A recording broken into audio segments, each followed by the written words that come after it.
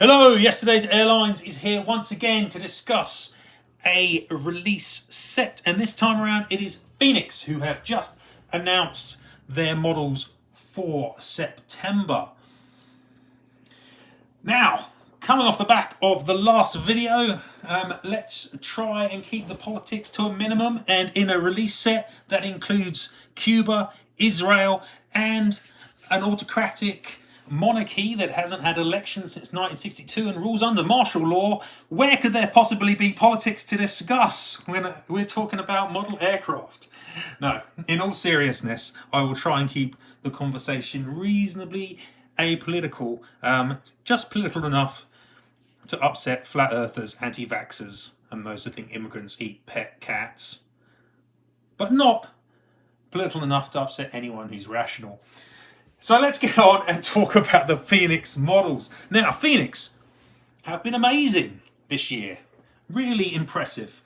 The release sets are a breath of fresh air. Often when I do these videos, sometimes I'm looking at the releases from manufacturers and I'm thinking, I'm not sure I can even be bothered to discuss those. So off the back of pretty lackluster set from Gemini, a pretty lackluster set from JC Wings, and no set from NG Models, but they haven't been producing much that's particularly exciting, admittedly. Phoenix, wow, just look at the sets they're putting out. Diversity, uniqueness, history, modern, good range of aircraft types, often on improved molds. It's really good, and there's a lot to really like about what Phoenix are doing. And this month is no different. In fact, this month is arguably their best month of the year, and it's been a great year for them. So there's a lot of good things to say in this video, and a lot of potentially really, really impressive looking models as well. So we'll get on and have a look through this list in a few minutes. But before I do that, obviously, chuck a like on the video if you enjoy the commentary, and subscribe to the channel. Check me out at Yesterday Airlines on Instagram and Facebook as always, and yesterdaysairlines.com. Obviously, lots to like, lots to read in there. And in the air history area, plenty of interesting airline political conversation too, for those that don't seem to realise that I often have, and always probably will, comment on the whole aspect of the airline industry in relation to the models. So anyway, let's get on and check out what is an excellent, excellent set of models. Okay, so 18 models to discuss this month, a large set for Phoenix, and it's not often that I see this level of uniqueness in the release set. There are so many models here that have never been made before, quite a few airlines that have never been made before, and that is just great. The only company that comes close to this sort of diversity usually is Aero Classics, but obviously Aero Classics has a much wider historical perspective typically, and to be honest, Aero Classics have been struggling to deliver their models in recent times, whereas Phoenix have actually been improving their quality. So yeah, as you can probably tell, I'm pretty excited about this set, and we'll start off as always with the Airbuses that make up the first 7 models of the grouping, beginning with a couple of A320s. And it's been a while, until last month it was been a while since we've seen many A320s from Phoenix, but they're gradually rolling out some, and some more classic, some more interesting 320s. And we start off with one from the late 90s. It is in Cubana colours, but with also Transair titles. It's registered EITLJ because of the Transair connection, and in fact the TL stands for Translift, which was Transair's previous name in the 90s. So this aircraft is wearing effectively Cubana's livery, but with big Transair titles. Now, Transair was an Irish charter and lease agent in the 90s. They operated A300s and A320s and a few other bits and bobs, and they tended to send out a lot of their aircraft on short and long-term leases. And Cuba at this time was beginning to open up more to the west, beginning to replace some of the Soviet-era equipment that it had, and at least a reasonable number of A320s from airlines, including several from Transair, and they acquired, as you see, pretty much the full scheme, but with the Transair title still. Now, the leases weren't particularly long, I don't think. I think this reg was at least from 1998 towards the end for just under a year. But nonetheless, as I say, a good point in Cubana's history compared to the Cubana of today, which is barely flying as far as I understand it, and certainly not with anything as modern as an A320. So, interesting historical point in Cubana, and there's not any Transair in 400 scale, unsurprisingly, either, and it looks like it'll be a nice little model. The reservations obviously are around the Phoenix A320, as I've said before, but I don't dislike the mould that much, and I'm getting the Caledonian 320 that was announced last month, and I plan to review that at the site. So, be interesting to see how I feel about that model. This one, I'm going to put this up into high flyer. I don't think the A320 rates highly enough to get into supersonic, but this is a fabulous choice for a release, and yeah, it's the first of many. Good high flyer. Next up, we've got a much more modern A320.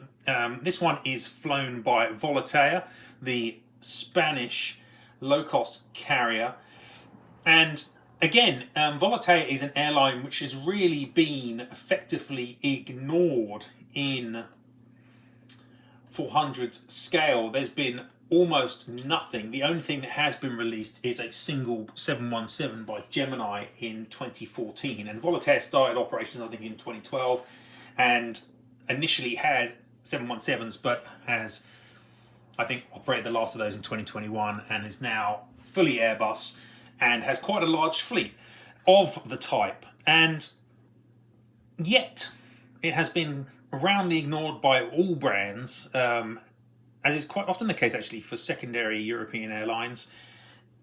There are no other releases for it. Now, the scheme is quite nice. It's almost got this kind of quilty, it's almost got a Scottish vibe to it actually, tail going on. I quite like it for, a modern livery anyway. And again, much like the previous A320, it's unique, it's reasonably interesting, it's quite colourful, and the only thing that's letting it down somewhat will be the fact it's on that Phoenix 320 mould. So, once again, I think this is a high flyer for its uniqueness, but just slightly tempered by the quality of the mould. But, for lots of those European collectors who are struggling to find modern, contemporary releases for airlines that aren't Lufthansa, this is a great option for them, and hopefully one they will enjoy. Moving on to a couple of A330s, and we start off with Air China Cargo B6090. This is a passenger to cargo conversion for Air China, and a relatively recent one. I think they only acquired the first of these in December 2023, and I'm not sure that the aircraft ended service until mid this year. So even though you see a lot of Air China in 400 scale, this one has not been made by anybody else or announced by anybody else actually. And that is tempting me to get a copy of it, especially because Phoenix have improved their 330-200 mould and have fixed the horizontal stabilizers. So that's also a reason to look at this and think, yeah, I could well be convinced to get this. Do like the Phoenix A330. It's not quite as good as the NG one, but it is very nice. My only reservations are that, is anyone else going to make this? And I'd be surprised if it didn't turn up in other brands' release sets, because obviously it's Air China and they tend to get made by everyone. But another great release, I think, and yeah, I may well acquire this one. I'm not certain, and I'm going to put this one up in the high flyer again, I think. So that's 3 high flyers out of 3 so far, which is pretty good. But there's better to come, because the next model is a Monarch Airlines A330-200. This one's registered GS Man, and Monarch is a fabulous, or was, say, a fabulous British charter and scheduled airline, massive carrier in the UK during the 90s and 2000s, obviously much missed and they operated 3 or 4 A330-200s in the late 90s and into the 2000s. This one's in the delivery colours, which is an excellent cheat line scheme with the goldy yellowy and black, and this one should again be a superb release. And there's a whole range, or quite a few, G-Reg A330-200s which haven't been made in 400 scale for carriers like My Travel, which I would like to see, and hopefully this is just the first of a few of those. It's going to be very hard to avoid this one, I have to say, in terms of collecting, and I think it will be super nice.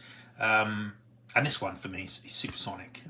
Maybe I'm a bit biased towards these G-Reg releases because I used to see these at Gatwick quite a bit when I was a teenager, but yeah, supersonic definitely for me. This one's going to be superb. Now, the last A330 this month is a Series 300, and it's a contemporary A330, but that's not a bad thing. It's for another new carrier that's never been released in 400 scale before. It is for Rwandair, the flag carrier of Rwanda. Yeah, they've got 3 A330s, a couple of 200s, single 300, and this is that aircraft. It's registered 9XR. Whiskey Papa. I like the Rwandair scheme, and I like African Airlines. Colourful, exotic, interesting, and this is all of those things. It's a nice livery. Fly the dream of Africa. African Airlines often have that kind of fly the dream of Africa styling of titling going with them. In fact, there's a Kenya Airways releasing this which has got a very similar title, and it's always about, come to Africa, it's exciting and amazing, as opposed to come to Rwanda, it's exciting, it's amazing. Unless you're an Arsenal fan, obviously, in which case you know all about Rwanda. So, yeah, I really like this one again. I think this one's an excellent choice. Models. There has been an Air Rwanda 707 made by Aero Classics, which I do own, so it's not the first time there's been a Rwandan model in 400 scale, but it is the first time there's been a current one, and one for this particular airline, the successor airline to Air Rwanda. So, excellent release, and another supersonic in my book. Next up is a model which has been made before, but one that hasn't been made well before.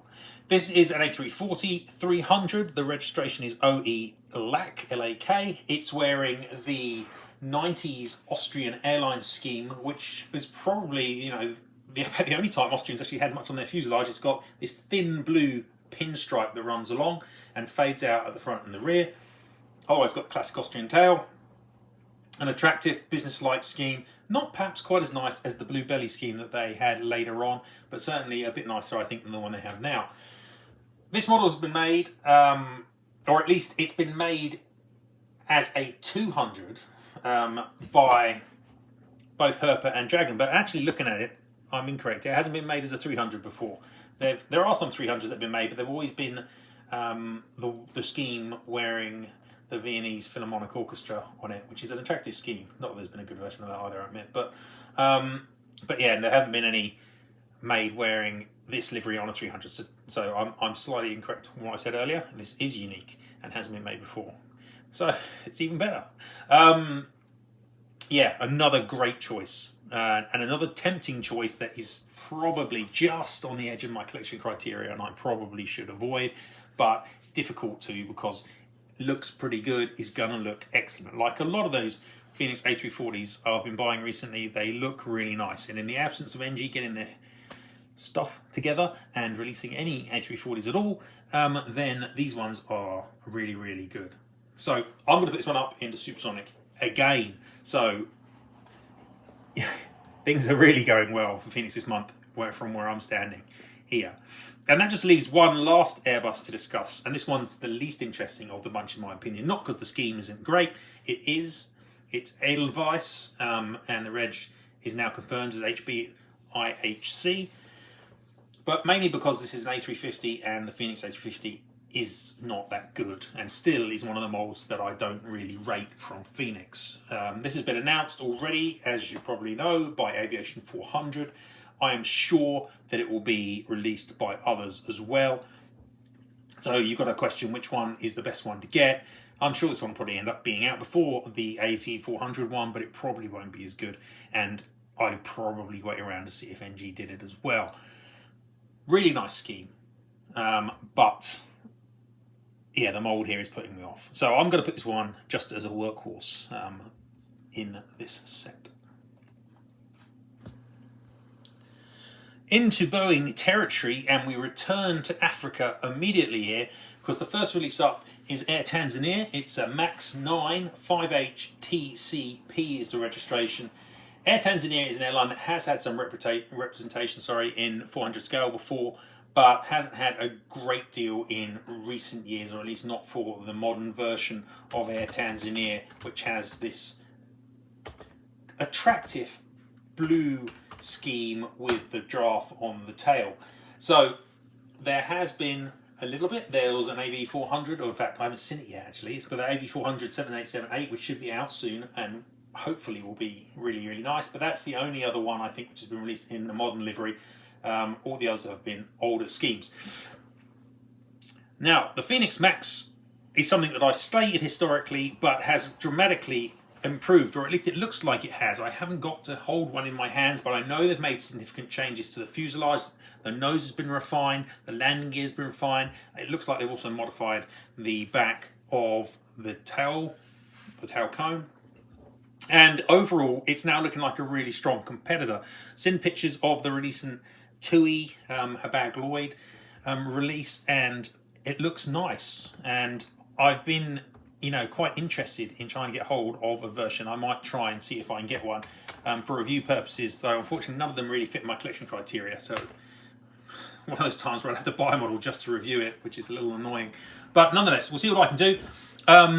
Really liking the look of it, and I presume that this Max 9 will have the same sort of mods that the Max 8 has had and will similarly look good.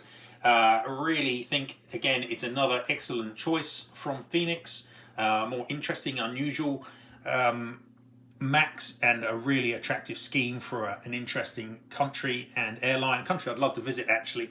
The wings of Kilimanjaro, as it says, and yeah, looks beautiful. I think this will be a great release again. I'm going to supersonic this one with the expectation that those Max 8 changes will carry over to the Max 9 mold, and that the Max is as nice as it now appears to be. I'm still not entirely certain that it's as good as the NG one, or maybe even the JC one, but yeah, I need to get my hands on one, but I'm optimistic about this.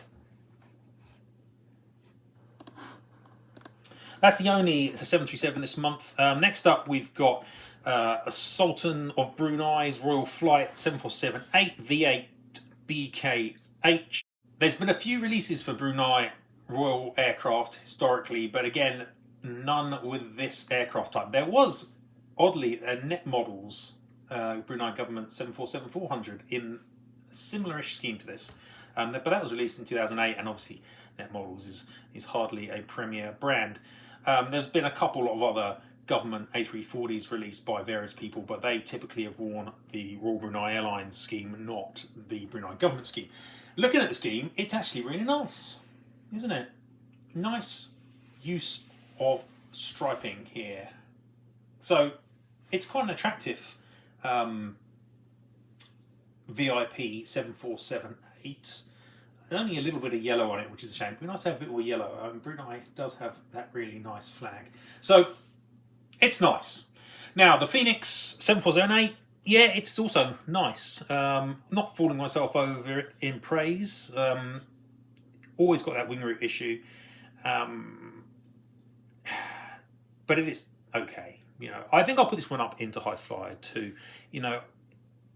I'm not really loving it, and it's certainly not something I'd consider buying, but it's well worth a look, and it potentially could be a really nice model, and the scheme's nice. And if you collect government aircraft, which is one of the few areas I don't still collect, then this would be a really good addition. And there have been quite a lot of VIP and government 747s recently, so this one will be a nice addition to that bunch. No 747-400s this month, thank God, so I don't have to say unpleasant things about those and can keep the mood up. In fact, the next model is another cracker and another African as well. So this is is excellent. It's like if there are 4 African models this month, when was the last time you could say that about any release set?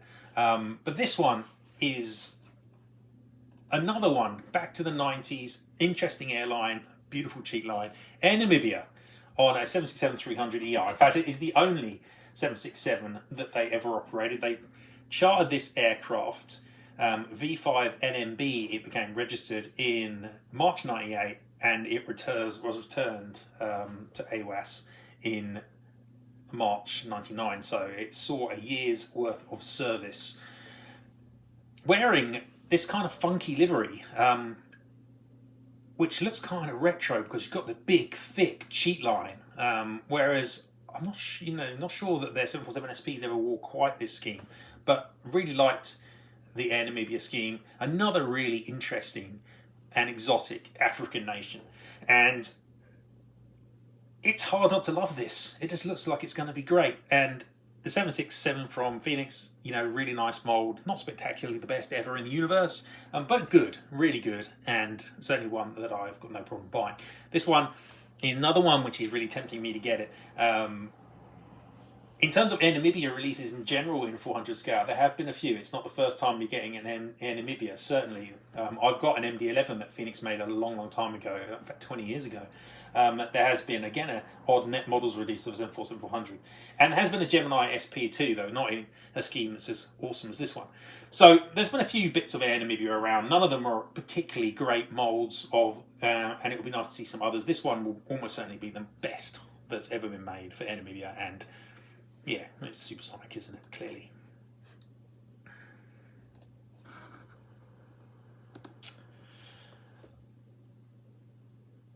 Next up is Atlas Air 777-200 freighter N703 Golf Tango.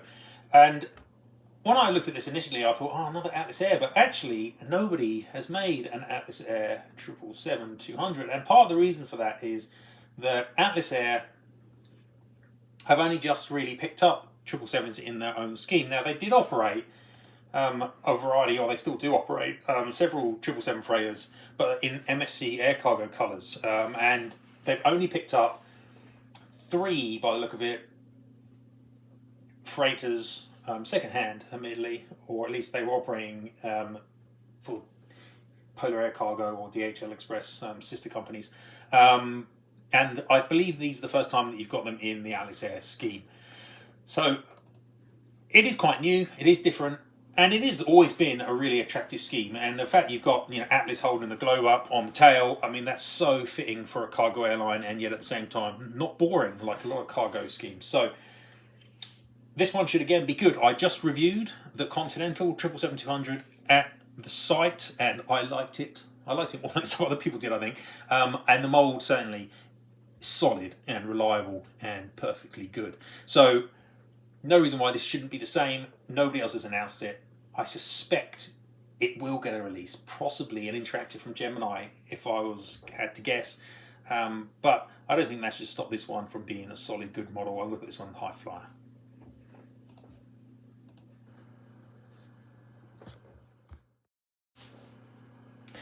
There's one more 777 to look at this month. This is a Series 300 ER, I think it's an ER anyway, and it's Cathay Pacific. Now, Cathay has just recently started whacking these humongous titles on the aircraft. So effectively it's a new scheme, or at least it's a big update to the scheme that they had already. I'm not sure what I think about it, to be honest. I'm not sure they need bigger tiles. I'm not convinced. I liked it with the smaller tiles, so it's going to take a bit of getting used to have these much, much larger ones. But what is unusual is that nobody else has seemingly announced one of these yet. I thought someone had, but looking back through the releases, I can't see who it would have been. So even though we've had a few Cathay 777s in recent times, this one, B Kilo Quebec Foxtrot, appears to be the first one wearing this updated scheme. And once again, should be a really good model considering how reliably solid the Phoenix 777 is, and the fact that they've seemed to have resolved the issues they used to have with print and cockpit. So yeah, again, it should be really nice. Now, I collect Cathay, but I'm not sure whether I'm going to collect these new ones. Maybe I should draw a line. I'm not sure. I'm still going to give this Supersonic though, because nobody else has announced it. It's going to be released by others, isn't it? It has to be. But you know what Cathay releases are like, because of Cathay's issues with licensing, or everyone else's issues with Cathay with licensing, then sometimes it's hard to know when the models get released. Yeah, I'm still going to Supersonic this. I'm sure it will be released by others, but it will be interesting to see when and where that is. And that leaves us just with one more. Actually, sorry, there is one more 777. Apologies. That wasn't the last one. There's one more on this one. It's one. The reason I perhaps ignored it was because I don't really need to talk about it. It's that Hello Kitty chap again, the same one that I just discussed on the JC Wings video. The Sanrio colours, B16722. So I haven't got much more to say about this. I already talked about this last time. My distaste for the general concept of the livery, but the fact that it probably will look quite good, and if you're an EVA collector, it's hard to avoid. I'm just going to put it in the workhorse, not say a great deal more about that one. Obviously, this one is likely to be out before you get to the point where you're going to get the JC Wings, because, you know, all their release timetables are like. But I might wait for the JC if I really wanted it. Not sure, but I'm just a workhorse anyway. I don't want it, so it's not something I have to think about. Sorry, so now we're on to some 787s. The last two Boeings of the month are both 787s, and the first one up, a 787-8, and as I've already mentioned, it's African, the fourth African model of the month. And this one's Kenya Airways, and it's got a special scheme on it. Again, Kenya Airways is the pride of Africa, and this one has got a Come Live the Magic livery with a couple of very large African elephants on the back. African elephants with the sort of tusks which I'd be surprised if many elephants ever have anymore, thanks to us slaughtering them all. But it's a lovely scheme. Kenya Airways has got a very attractive scheme, and though, albeit a little bit white. I mean, the only slightly disappointing thing here is that obviously that the elephants now seem to sit over part of the scheme that actually had colour on, whereas previously they perhaps could have found something else to put the elephants. I don't know. There has been a Kenya 787-8 made before by Phoenix, actually. It was made quite a long time ago, 2014. This one obviously will be on the new updated mould, which I haven't yet seen, but I hope to see soon, and it does look like it's a significant improvement over the previous mould. It's got new wings, there's been modifications to the underside of the belly, and probably some other changes too.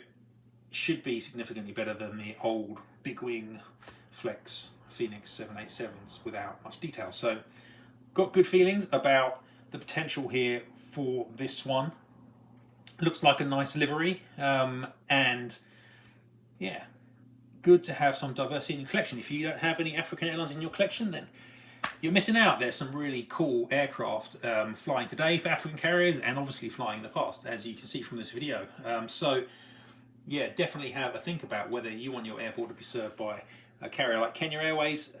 Great looking aircraft, and this will be a very nice release. I'm going to put this one into High Flyer again though, not into Supersonic.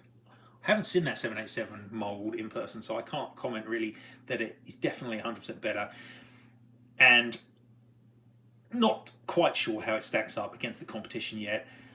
Hopefully get hold of a copy and give it a review and be able to make a better informed decision in the near future. The last Boeing this month is El Al, Israeli national carrier, 787-9, 4X EDN is the registration. I am not commenting on the war in Palestine, but it is a slightly unusual time to create a new livery for yourself, you'd have thought, but still, that's what they have done. So we've got a new scheme from El Al here, and when you first look at it, it actually looks really smart and stylish, and to be honest, El Al's schemes have always been smart and stylish. But when I compare it to the old scheme, I'm not convinced I like it more. And I'm not sure why that is. Maybe because it's just got the two colours in it. Just got the white and the blue. And the blue's really dark. Really, really dark. I think I probably preferred the old scheme, which had a slightly lighter blue and obviously had the gold, which I liked. I liked the gold. It would have been nice for them to keep some of the gold. Yeah, I'm not. I'm not sure. I don't dislike it, but I'm not loving it either. Anyway, interested to hear what you think about the new livery. It does look kind of similar, but at the same time, it is quite different when you look in detail. Now, again, this should be on the new Phoenix mold, but I'm not entirely certain how much better that is, as I've already said. The one thing that makes me pause about purchasing this version for Phoenix is the fact that I cannot believe this isn't going to get released by someone else. Gemini do release El Al, is one of their airlines. I think this will get released by Gemini Jets. And NG have historically released quite a bit of El Al as well. So it surprised me if it didn't get made by both of those, especially seeing as it's a new scheme for a fairly major airline. So, yeah, I think I'll workhorse this one, but not because of any issues with, political reasons. Just because I think that I think there'll be a lot of competition coming along, and I think it may be better. So yeah, that's what I'm going to do for that one. I'll put that on the workhorse. Okay, cool. Now that leaves us just with a couple of models to discuss in the vid, and they're not Airbus or Boeing. So the first one up is another IL-96-400. We're getting through that relatively small list of 96-400s that can get made. This one is actually a really attractive livery. It's Aeroflot Cargo, and Aeroflot obviously at least used to have this really great silver fuselage scheme. And this aircraft, RA96102, I think it was when it first rolled out, it was in these colours, and I found it on Flight Global even, article which talks about this being the first of two for them in 2008, and they were beginning the acceptance procedure, and obviously that didn't go anywhere. It never operated for Aeroflot Cargo, so this aircraft was never flown in this scheme, at least in service. I don't even know if it was actually flown in the scheme. Aren't a lot of pictures about, obviously. From a livery perspective, it's very attractive, though. The Aeroflot Cargo titles are really small. The aircraft, as I say, never flew with Aeroflot Cargo. It went on to operate with Vaso, and then Polar Flight, and then Vaso again. And now it's flying with the Russian Air Force. I've really liked these IL-96-400s from Phoenix, but there's probably a limit to the ones that I'm going to buy, and it may have been reached. I've got 4 so far, and I've been trying to get the ones which actually have flown airline service,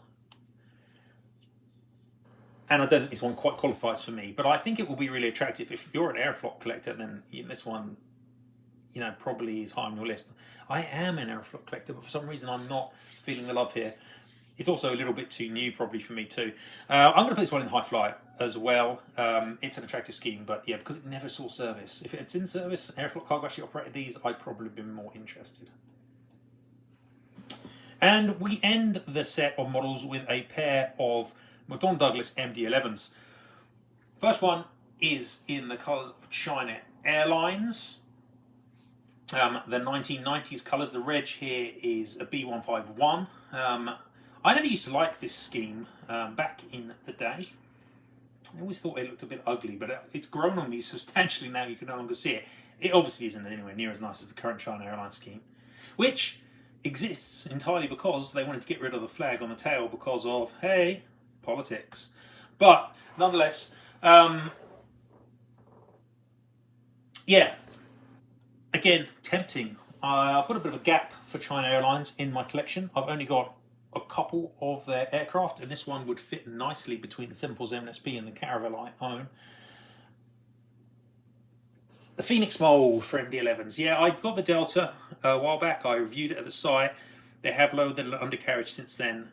The mold still has quite a lot of shortcomings. It's not a great mold, but it's an okay mold. It's one of those middling molds. But then again, what have we got coming up at the moment? Well, we've got an MD-11 from Panda. We've got an MD-11 from HX Models, or HX Wings, or whatever they're called. We've got potentially one from MG, I don't know. I mean, there's a lot of potential for new MD-11s, and that does perhaps give you some pause for thought in terms of buying these ones. I'm still going to put this in high flyer, I think, but some reservations. Not sure if I'll get it or not. And the last model of the month is another US freighter. This one, FedEx Express N605 FE.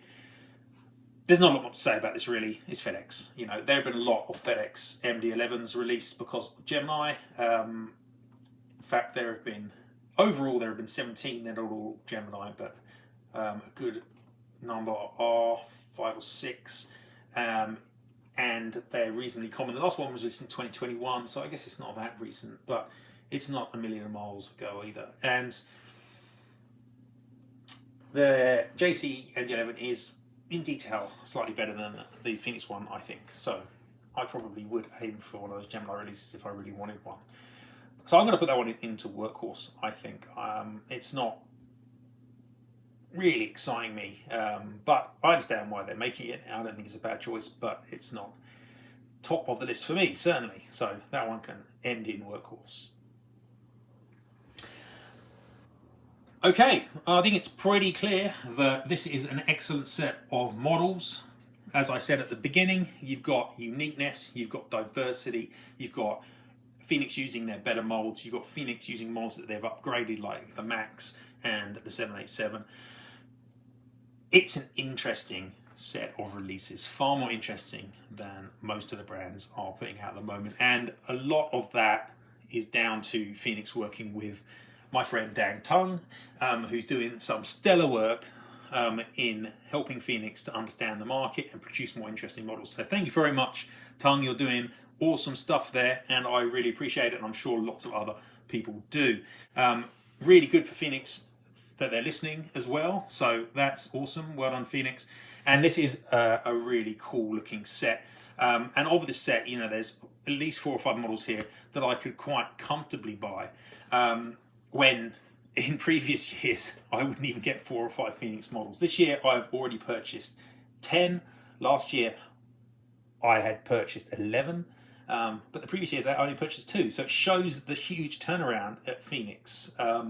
They're just really knocking it out the park with some great model choices. Okay guys, well, I hope you enjoyed the content. That's it for this time round. I'm not sure what's going on with NG at the moment. I think they're supposed to be announcing their September releases, but they still haven't dropped the hints yet. Hopefully they will soon. But not sure I'll have any money for them because there's quite a few of these to get. But that's a nice problem to have. Anyway, that's it from me. Thanks guys. Goodbye.